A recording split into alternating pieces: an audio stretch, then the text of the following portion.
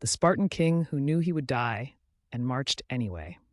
In the late summer of 480 BC, 300 men stood in a narrow mountain pass, knowing they would not leave it alive. This is the true story of Thermopylae, and the parts of it Hollywood left out. Persia was the largest empire the world had ever seen.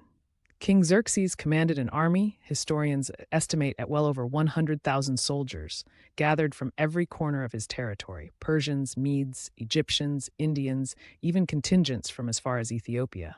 He had built a pontoon bridge across the Hellespont, a strait nearly a mile wide, just to march his forces into Greece. This was not an invasion, it was an extermination. The Greek city-states, fractured and constantly at war with each other, suddenly faced annihilation. Athens debated abandoning their city entirely. Sparta consulted the oracle at Delphi, who gave a prophecy so grim it's rarely mentioned in popular retellings. Either Sparta itself would be destroyed, or a Spartan king would have to die. King Leonidas was around 60 years old. Under Spartan law, only men eligible for active military service could be sent on this mission, meaning Leonidas handpicked 300 Spartan men who had already fathered sons. He was not choosing soldiers. He was choosing men whose families could survive without them. Every man marching to Thermopylae understood exactly what that meant. The pass at Thermopylae was chosen with brutal precision. At its narrowest point, it was barely wide enough for a single cart. On one side, sheer cliffs. On the other, the sea. Xerxes' massive numerical advantage, the very thing that made Persia unstoppable on open ground, became almost useless here. His army couldn't surround the Greeks. They couldn't even bring their full force to bear at once. For 2 days, wave after wave of Persian soldiers broke against the Greek line.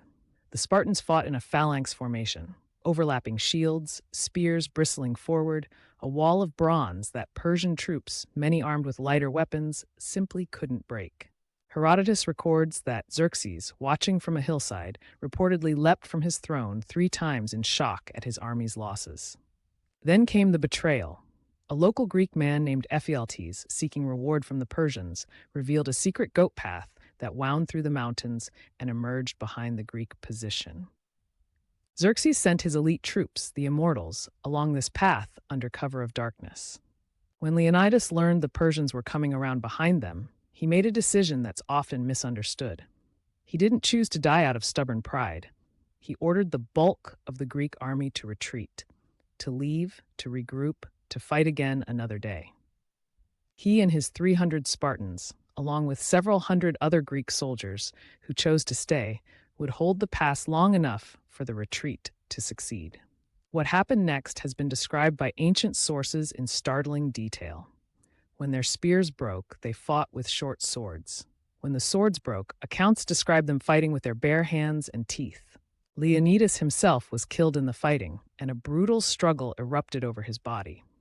The Greeks fought to retrieve it even as they were being overwhelmed. In the end, every Spartan who stayed died. Xerxes, in a final act of disrespect, reportedly had Leonidas's body beheaded and crucified. But here's the part that actually changed history. The battle wasn't really a Persian victory.